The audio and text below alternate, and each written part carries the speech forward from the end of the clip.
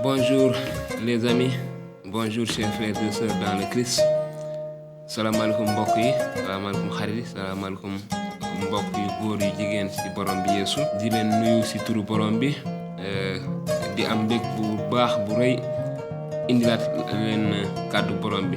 C'est un plaisir pour moi de vous apporter la parole du Seigneur ce dimanche et de vous encourager aussi de rester à la maison et voilà, de veiller strictement aux règles qui ont été données par nos autorités, plus précisément par le ministre de la Santé, le ministère de l'Action sociale. Mais ce dimanche, j'ai le plaisir en tout cas de nous exhorter, de nous encourager dans ces passages et nous rappeler notre position en Jésus-Christ. Qui nous sommes en Jésus-Christ. Kon tey jii dama am mbégte ngir séddoo ak yéen kàddu borom bi donte gëj nañu gisante waaye nañ ko sante yàlla ndaxte yàlla mu ngi matal coobareem ci suñu dund ca ku nekk sa njaboot. Kon tey kàddu yi ma bëggoon séddoo ak yéen ci suñu li ñu am ci suñu nekk ci borom bi Yeesu. C'est très important. Ce que nous avons, ce que nous sommes, les privilèges que nous avons en Jésus-Christ. Il y a des choses que nous avons héritées. Am na yu bari yu ñu doon ci borom bi Yeesu en Jésus-Christ. Être en Jésus-Christ est une réalité étonnante. Maanaam nekk ci Jésus-Christ dëgg la bu yéeme, une réalité étonnante. C'est époustouflant d'être uni à Jésus-Christ, lié à Christ. C'est une grande chose lu rëy la mais itamit dafa laaj ay responsabilités yu bëri am na ay ngëneel itam yu bëri y a beaucoup de bienfaits en cela. En Jésus-Christ, la grâce vous est donnée avant que le monde ne soit créé. Si Jésus-Christ am nañu yiw laata sax àdduna bi ñu daal di koy taxawal laata àdduna bi di sosu yàlla jox nañu yiw jaarale ko ci Jésus-Christ. Si dans 2 Timothée chapitre 1 au verset 9, Dieu, par la puissance de Dieu qui nous a sauvés et nous a donné une sainte vocation, non à cause de nos œuvres, mais selon son propre dessein et selon la grâce qui nous a été donnée en Jésus-Christ avant les temps éternels. Kon ci Jésus-Christ, ci mucc gi ñu yàlla jox jàll ci Jésus-Christ maanaam laata sax muy àdduna bi di taxaw donc am nañu loolu ci borom bi Jésus-Christ. Nous avons cette grâce, nous avons ce privilège en Jésus-Christ. Donc en Jésus-Christ, la grâce nous est donnée avant que le monde ne soit créé. En Jésus-Christ, nous sommes bénéficiaires de ces choses-là. Maanaam si yiw la, ce n'est pas par nos œuvres, ce n'est pas encore une fois de plus par nos œuvres. Il dit non à cause de nos œuvres, mais selon son propre dessein. Ce n'est pas quelque chose que nous méritons, ce n'est pas une récompense qui nous revient, mais c'est par amour, c'est dans sa grâce. Si mbëggeel la, si yiw la ñu yàlla defalee loolu. En Jésus-Christ, vous avez été choisis par Dieu avant la création du monde. Si Jésus-Christ yàlla tànn nañu laata sax muy sàkk àdduna si dafa am solo. En Jésus-Christ, nous avons été créés choisis avant la création du monde. C'est important et c'est à voir dans Éphésiens chapitre 1 au verset 4, il dit: En lui, Dieu nous a élus avant la fondation du monde pour que nous soyons saints et irrépréhensibles devant lui. Si moom Jésus-Christ yàlla tànn nañu laata sax muy taxawal àdduna si ngir ñu mën a sell te bañ a am benn gàkk ci kanamam. Nous sommes choisis, élus, dañ ñoo tànn te dañ ñoo fal. Choisis et élus pour un but afin que nous soyons saints. Dañoo war a sell. En Jésus-Christ, nous avons la grâce d'être choisis avant la fondation du monde, mais nous sommes appelés à la sainteté et à une vie saine, une vie sans reproche, dundu sell te dundu goo xamante ni amul maanaam kenn duñu ŋàññ. C'est ça, c'est important.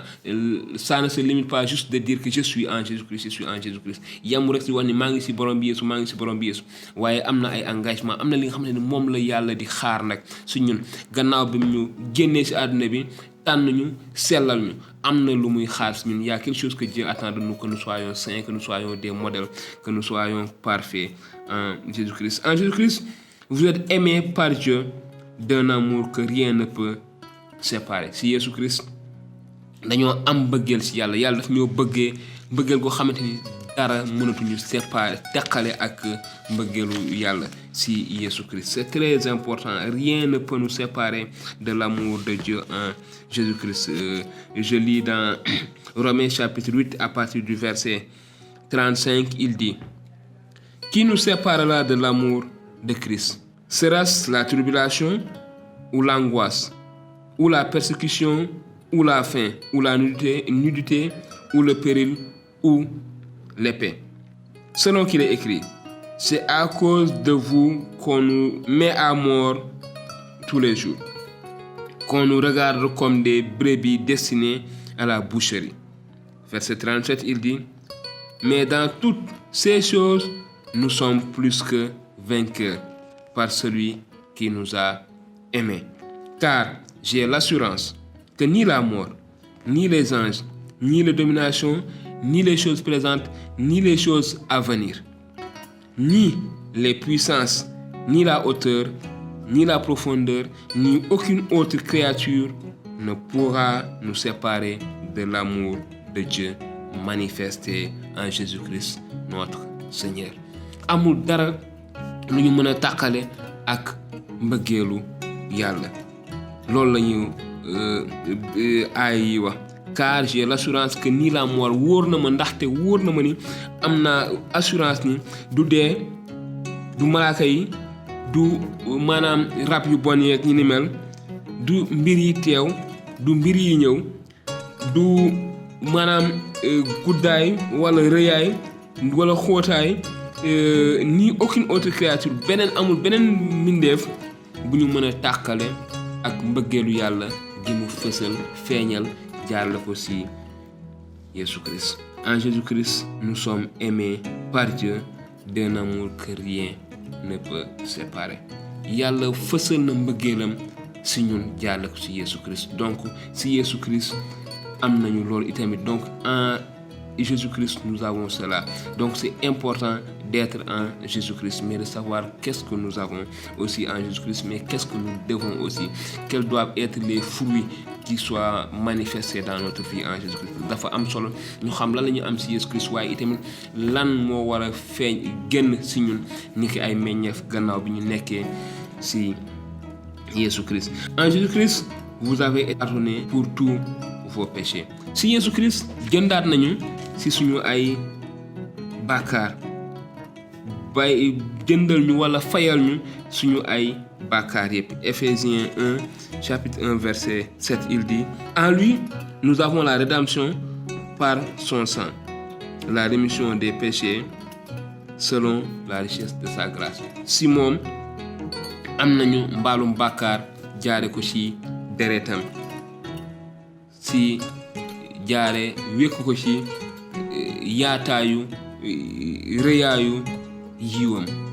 Nous avons la rémission, la rédemption de nos péchés. Daf ñoo baal suñu ay bàkkaar. En Christ, nous avons été aimés. En Jésus-Christ, Dieu nous a donné la grâce. En Jésus-Christ, vous êtes aimés par Dieu d'un amour que rien ne peut séparer. En Jésus-Christ, vous avez été rachetés de tous vos péchés. Tout cela en Jésus-Christ. En Jésus-Christ, vous êtes justifiés devant Dieu et la justice de Dieu en Christ vous est imputée. En Jésus-Christ, ci Jésus-Christ am nañu njubte yàlla, te njubteeg yàlla googu ci Jésus-Christ, ci deewu Jésus-Christ lañ ci jotee. Romains 2 Corinthiens du chapitre 5 verset 21.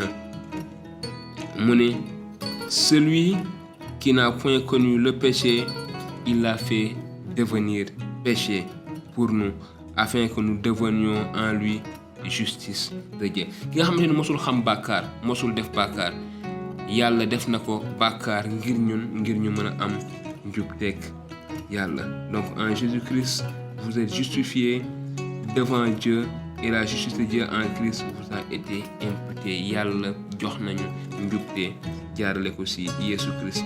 En Jésus-Christ vous êtes devenus une nouvelle création, un fils de Dieu.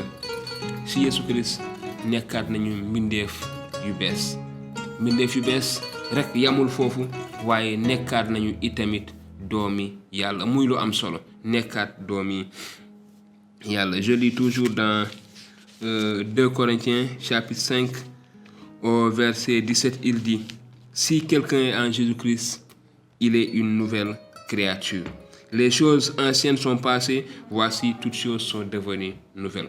Kon si Jésus-Christ, en Jésus-Christ, nous sommes devenus une nouvelle créature.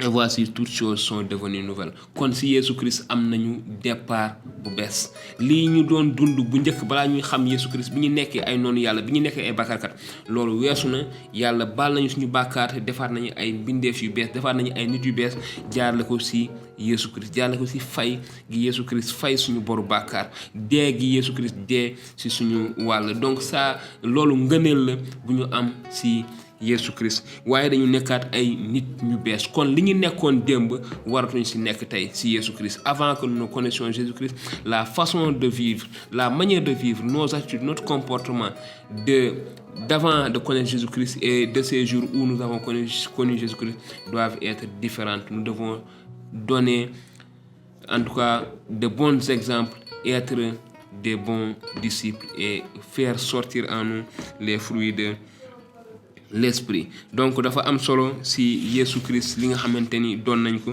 Mais en Jésus-Christ aussi comme j'ai dit, en Jésus-Christ vous êtes devenu une nouvelle créature et un fils de Dieu. Te dañoo nekk li gën a neex tey dañoo nekk si Jésus-Christ doomu yàlla. Nous sommes devenus enfants de Dieu.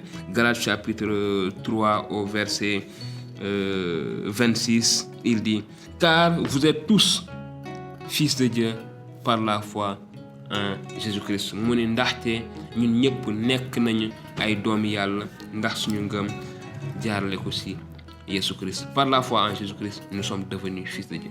nekk nañu doomu yàlla. Donc jóge nañu si suñu dund démb ak barki démb boobu. Nous avons quitté notre vie d'hier à d'avant-hier de pécheurs, d'ennemis de Dieu, et nous sommes maintenant passés à notre vie de fils de Dieu, de protégés de Dieu, de choisis de Dieu, d'élus de Dieu. Nous sommes appelés à la sainteté, nous sommes appelés à vivre une vie sainte, une vie de sainteté, parce que celui qui nous a appelés, qui nous a choisis, qui nous a mis à part est saint. ndaxte ki ñu tànn woo ñu fal ñu jox ñu baal ñu suñu ay bàkkaar ba pare adopté ñu boole ñu suñu njabootam def ñu ay doom ñu di ko bàyyoo kooku dafa sell. Kon daf ñuy woo suñu dund bu sell.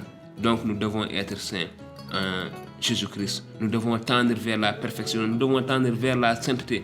Nous devons être des enfants dignes de notre Seigneur, des enfants qui glorifient notre Seigneur. Dañu war nekk ay doom yoo xam ne dañuy yàlla suñu borom dafay bëgg si ñun, dafay kontaan si ñun te dañuy neex. dañuy nekk ay doom yu neex a wane, ay doom yu neex a ndamoo, ay doom yu neex a sago. Donc je vous rappelle juste les 6 points que nous avons, les 6 privilèges que nous avons en Jésus-Christ que je voulais partager ce matin avec vous. juróom benn point yoo xam ne dama ko bëggoon séddoo ak yéen tey ji si suba yi nga xam ne nekk nañ ko si Jésus-Christ. Jésus-Christ defal nañu ko mooy yii nii. En Jésus-Christ, la grâce vous a été donnée avant que le monde ne soit créé. Si Jésus-Christ yi am nañu yiw laata sax àdduna bi di taxaw. 2 Timothée chapitre 1 verset 9 que Dieu dit que nous sommes au bénéfice de la grâce. Maanaam dafay firndeel ni ñu ngi ci maanaam yiwu yàlla, ñu ngi ci grâce bi. Deuxième point mooy en Jésus-Christ vous avez été choisis par Dieu avant la création du monde. Maanaam ci Jésus-Christ yàlla tànn nañu laata sax muy taxawal àdduna bi. Muy Éphésiens chapitre 1 verset 4 ñetteel bi mooy en Jésus-Christ. Le troisième point c'est en Jésus-Christ vous êtes aimés par Dieu d'un amour que rien ne peut séparer. Si Jésus-Christ dañu yàlla daf ñoo bëgg mbëggeel boo xam ne dara mënuñu tàqale ak mbëggeelu yàlla muy li ñu gis ci Romains chapitre 8 verset 35 ba 39. En Jésus-Christ vous avez été rachetés et pardonnés pour tous vos péchés. maanaam si Jésus-Christ yàlla jëndaat nañu te baal ñu lépp li nga xamante ni nekkoon na bàkkaar bu ñu mosoon def. Éphésiens chapitre 1 verset 7. cinquième bi mooy en Jésus-Christ vous êtes justifiés devant Dieu et la justice de Dieu vous a été imputée. maanaam si Jésus-Christ yàlla Jésus-Christ jubal nañu ak yàlla maanaam def ñu jub te njubteeg Jésus-Christ yàlla teg na ko su suñu kaw maanaam mu def ñu jub. 2 Corinthiens chapitre 5 verset 21. te bi mujj bi dernier point bi en Jésus-Christ vous êtes devenu une nouvelle création. si Jésus-Christ nekkaat nañu mbindeef bu bees waaye yamuñu foofu rek et un fils de Dieu te nekkaat nañu itamit ay doomu yàlla. te ni ko ay doomu yàlla dañu war a doxalee ni dëgg-dëgg ay doomu yàlla ñu solo xelub yàlla. Nous devons marcher comme des enfants de Dieu qui ont l'esprit de Dieu, qui sont dirigés par l'esprit de Dieu. Donc ma prière, je prie que pour que vous ne vous laissez jamais explorer et d'exulter dans les privilèges. kon bëgg sama ñaan mooy ñu bàyyeeku vous laissez ñu bàyyeeku si li nga xam ne moom la ñu yàlla defal ak ngëneel li nga xamante ni am nañ ko si borom bi Yeesu. ñu bàyyeeku si ngëneel yi nga xamante ni am nañ ko si borom bi Yeesu waaye itamit ñu bàyyi xel si lépp li nga xamante ni moom lañ borom bi di xaar si ñun. Tout ce que le Seigneur attend de nous. En tout cas, je vous encourage à continuer de réfléchir sur ces passages, de relire ces versets bibliques, de les méditer tout au long de la semaine. Ces 6 points, et ces 6 points, chaque jour, vous pouvez réfléchir sur un point, partager, méditer et demander que le Seigneur vous aide vraiment à comprendre cela, mais que ça mu mën a tax ba suñu xalaatin suñu taxawaay suñu diggante ak suñu borom yàlla suñu borom ñu gënaat si bàyyi xel. Que vraiment le Seigneur vous bénisse et qu'il nous garde dans sa paix, dans son amour, qu'il nous fasse sortir de cette situation. En tout cas yàlla génn ñu ci situation bu jafe bi ba may ñu mën a di dajawaat ngir màggalandoo borom bi dibéer bu nekk fii ci suñu saal ba nga xamante ni dinañu gisante waat dinañu nammantiku.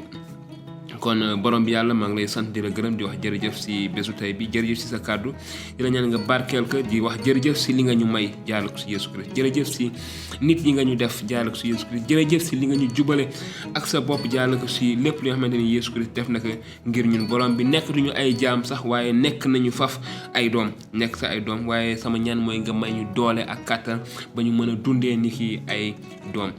ñëpp ñi nga xamante ni borom bi sa njaboot la ñu bokk nga dooleel leen, taxawu leen, jàppale leen si jamono yi nga xamante ni ñëpp a ngi tënku si seen biir kër, aar mag ñi, aar xale yi, saafaral ñi nga xamante ni jàngoro bi jàpp na leen, te ñi nga xamante ni itamit borom bi ñoom ñooy taxawu ñi feebar yi nga may leen dal ak sago, ràññee borom bi may leen kàttan ba ñu mën a taxawu ñëpp ñi nga xamante ni feebar nañu si jàngoro bi. di la wax jërëjëf si lépp li nga ñu defal si turu Yesu Christ suñu musal ak suñu borom. Amen. jërë ngeen jëf.